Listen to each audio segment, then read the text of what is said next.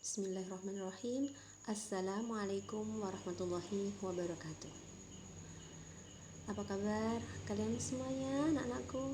Semoga dalam keadaan baik dan sehat, dan kita semuanya terhindar dari wabah corona yang melanda dunia saat ini, sehingga kita melaksanakan pembelajaran daring seperti sekarang ini. Amin ya rabbal alamin. Pada semester 1 di kelas 11 itu nanti yang akan kita pelajari ada bab trigonometri. Satu semester itu yang kita bahas adalah trigonometri. Untuk itu kita perlu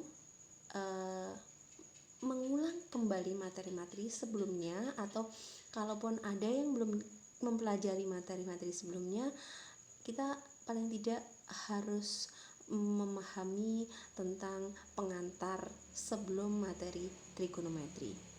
Nah, kali ini Bu Ambar akan menyampaikan pengantar trigonometri. Itu nanti tentang yang kita pelajari ya, pengantarnya tentang kuadran dan sudut-sudut di kuadran pertama.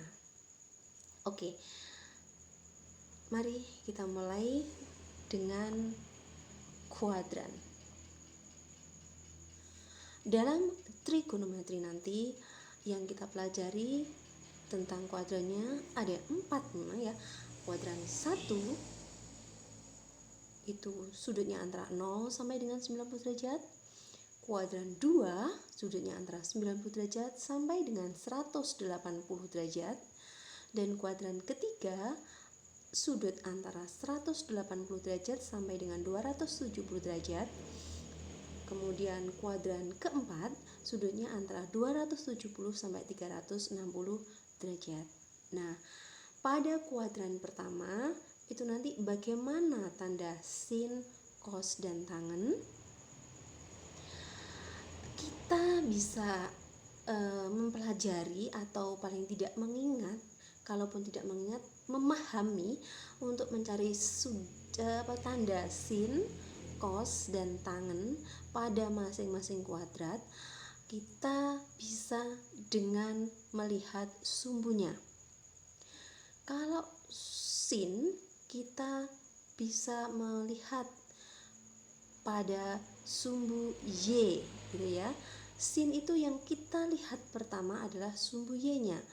Pada kuadran pertama misalkan tanda sinnya positif atau negatif. Nah, kita lihat di kuadran pertama sumbu Y-nya positif, kan ke atas ya, itu sumbu Y-nya positif. Jadi sinnya itu nanti bertanda positif untuk kuadran pertama. Sedangkan cosinus yang kita lihat kuadran 1 itu sumbu Y-nya, sumbu X-nya. Sumbu X di kuadran 1 adalah positif, sehingga kosinusnya adalah bertanda positif. Sedangkan tangen merupakan pembagi, atau maksudnya tangen diperoleh dari pembagian antara sin dan cos. Karena tadi di kuadran 1 sinnya bertanda positif, cosnya bertanda positif, berarti positif dibagi positif hasilnya juga positif. Nah, untuk kuadran kedua selanjutnya ya. Selanjutnya di kuadran kedua. Kuadran kedua untuk sumbu Y-nya masih positif.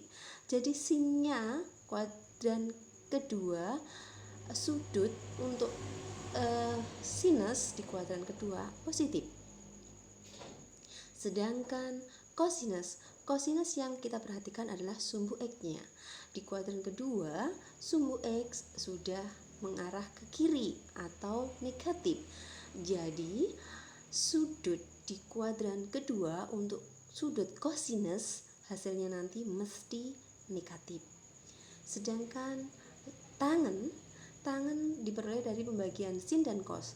Karena di kuadran kedua tadi sinnya itu positif dan cosnya negatif, positif dibagi dengan negatif hasilnya negatif. Jadi tangen di kuadran kedua adalah negatif. Begitu cara menghafalkannya. Sedangkan di kuadran ketiga itu baik sumbu X maupun sumbu Y sama-sama negatif.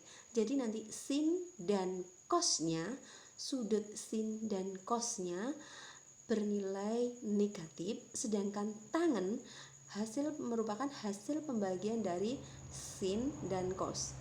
Nah, sinnya negatif, cosnya negatif.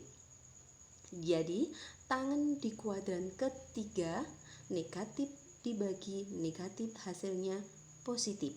Nah, tangen di kuadran ketiga, sudut tangan di kuadran ketiga selalu positif. Nah, yang terakhir adalah di kuadran keempat. Untuk kuadran keempat, sumbu Y-nya negatif dan sumbu X-nya positif. Sumbu Y itu berpengaruh kepada sinus. Nah, sinus di kuadran keempat bertanda negatif karena Y-nya, sumbu Y-nya negatif. Sedangkan cos di kuadran keempat dipengaruhi oleh sumbu X, berarti di cos di kuadran keempat itu positif karena di kuadran keempat sumbu X positif. Untuk tangen diperoleh dari hasil bagi sin dan cos. Sinnya tadi negatif, cosnya positif, negatif dibagi positif, hasilnya negatif. Demikian tadi, semoga kalian bisa paham. Seandainya masih belum paham, ini akan Bu Ambar tunjukkan bagaimana cara mengingat atau menghafal sudut-sudutnya, baik sinus, kosinus, dan tangan. Untuk sinus tetap ya, sinus kita perhatikan sumbu Y, kosinus kita perhatikan sumbu X. Untuk tangan tinggal melihat saja sin dan cosnya tadi gitu. Nah, jika sumbunya terletak pada posisi positif maka sudutnya positif. Jika sumbunya terletak pada posisi negatif maka sudutnya negatif. Dan kalian perlu ingat, negatif dibagi dengan negatif hasilnya positif, positif dibagi dengan negatif hasilnya negatif, negatif dibagi positif hasilnya negatif. Nah, ini yang harus kalian perhatikan dan kalian ingat sebelum mempelajari subbab materi trigonometri berikutnya. Sementara sampai di sini dulu saya akhiri video daring ini. Semoga kalian bisa paham, dan sekali lagi kalau belum paham silahkan kalian japri di WA-nya Bu Ambar. Demikian tadi, selamat belajar dan semoga kalian tetap semangat belajar matematika peminatan. Akhirnya saya akhiri. Wassalamualaikum warahmatullahi wabarakatuh.